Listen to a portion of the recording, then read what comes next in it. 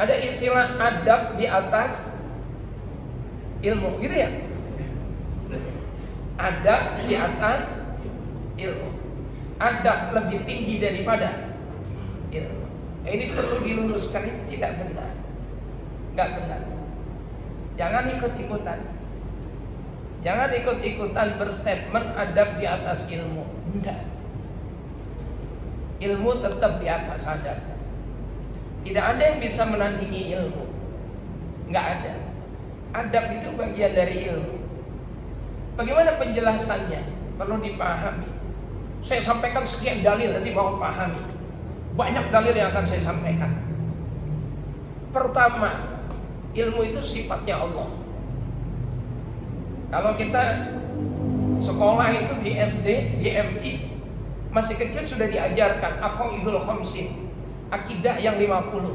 Sifat wujud, sifat muhal, sifat wajib, sifat muhal, sifat jaiz bagi Allah. Apa itu? Sifat wujud bagi Allah, sifat wajib bagi Allah itu apa saja? Wujud, qidam, baqa, mukhalafatul lil hawadisi, qiyamuhu bin hafsihi, wahdaniyah, qudrat, iradah. Terus yang ke-9, ilmu. Ilmu, hayat, sama.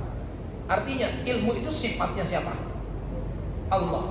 Bagaimana mungkin sifatnya Allah kok dikalahkan dengan sifat yang bukan sifat Allah? Adab itu gak ada. Sifat Allah, adab gak ada. Bapak cari gak bakal ada. Tapi kalau ilmu jelas, nomor 9, sifat Allah adalah ilmu. Ada lagi nanti kaunuhu aliman, Allah itu berilmu. Itu Allah. Tidak ada kaunuhu muta'addiban, Allah itu beradab. Tidak ada. Adanya kaunuhu aliman. Nomor 1 dalilnya. Nomor 2, kita buka Al-Quran. Surat yang pertama kali diturunkan surat apa? Surat Al-Alaq. Surat yang pertama kali diturunkan itu Al-Alaq. Al-Alaq ayat pertamanya apa? Iqra. Iqra bismi rabbikal ladzi khalaq. Khalaqal insana min 'alaq. Iqra wa rabbukal akram. Bacalah, dan Tuhanmu itu paling mulia. Tuhan yang paling mulia itu ternyata apa? Alladzi 'allama bil qalam. 'Allamal insana ma lam ya'lam. 'Allama. 'Allama itu memberikan ilmu, bukan adab. Memberikan adab, bukan, tapi 'allama. Al-Quran. Tuhanmu yang memberikan ilmu kepadamu Muhammad. Makanya ada ayat di dalam surat Ad-Duha, wa wajadaka dhallan fahada. Asalnya kamu tuh Muhammad gak ngerti apa-apa, gak tahu apa-apa kamu Muhammad. Lantas aku berikan ilmu, sekarang kamu jadi tahu segalanya. Ilmu.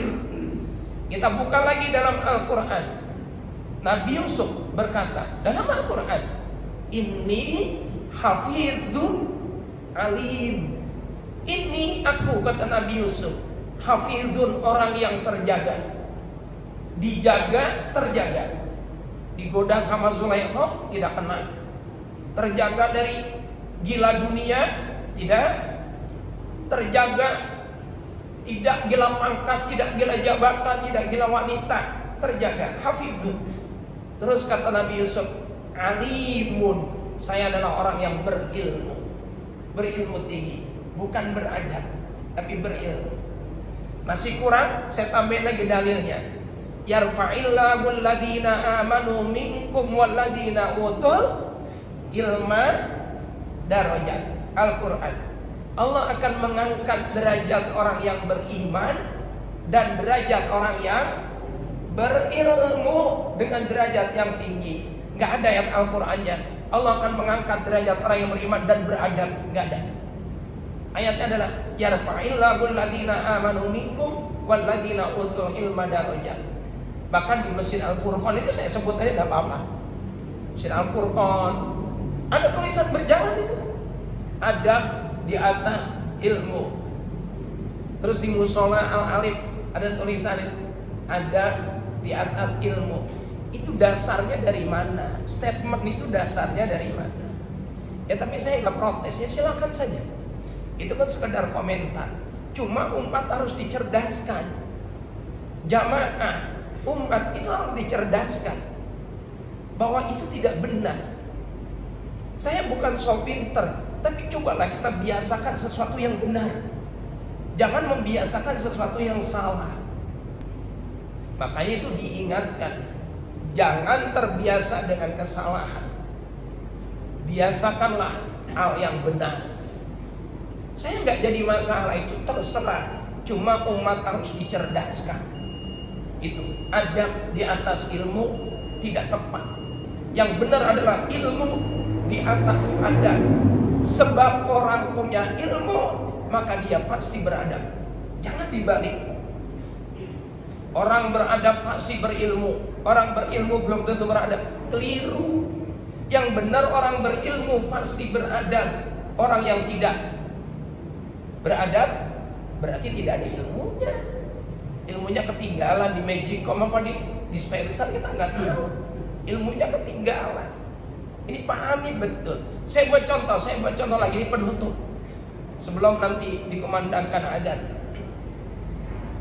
Ada anak kecil usia 2 tahun meludahi ibunya, cuk, meludahi ayahnya, cuk, meludahi kakaknya. Mungkin nggak kita bilang dia anak yang tidak beradab? Mungkin nggak? Nggak mungkin. Kenapa dia meludahi orang tuanya? Karena dia belum tahu itu tidak beradab. Nah, belum tahu itu belum berilmu namanya. Belum tahu itu belum berilmu. Dia tidak tahu kalau itu tidak benar. Nah, tidak tahu itu berarti belum berilmu. Di saat usianya bertambah 7 tahun, 8 tahun, diingatkan, nah, jangan meludahi ibumu, jangan meludahi ayahmu, jangan meludahi orang lain. Itu tidak baik. Durhaka, tempatmu nanti di neraka. Sekarang dia sudah tahu, sudah punya ilmu karena sudah diajarkan. Maka ketika dia sudah tahu, dia pun jadi anak yang beradab, tidak lagi meludahi ayah dan ibunya. Maka lebih tahu dulu, baru kemudian dia beradab. Paham ini? Jelas ini. Kenapa dia meludahi? Karena dia tidak tahu. Tapi ketika dia sudah tahu, maka barulah dia menjadi anak yang beradab. Bapak nyingkrang, maaf ini nyingkrang sambil merokok. Terus temannya berkata, Pak, kurang sopan, kurang adab. Tahu dari mana kalau itu kurang sopan? Tahu dari mana kalau itu kurang adab? Tahunya dari ilmu. Kita ngomong dengan penuh kehati-hatian. Tahunya dari mana? Dari ilmu. Maka tidak ada yang lebih tinggi dari ilmu. Wa fawqa kulli dzi ilmin alim, di surat Yusuf. Di atas orang yang berilmu ada yang lebih berilmu. Bukan di atas orang yang berilmu orang yang beradab. Tidak ada itu ayatnya. Yang ada wa fawqa kulli dzi ilmin alimun. Di atas orang yang berilmu ada yang lebih berilmu lagi. Paham ini ya? Jelas ya? Jadi jangan dibiasakan sesuatu yang salah, jangan dibiasakan. Biasakan yang benar. Seperti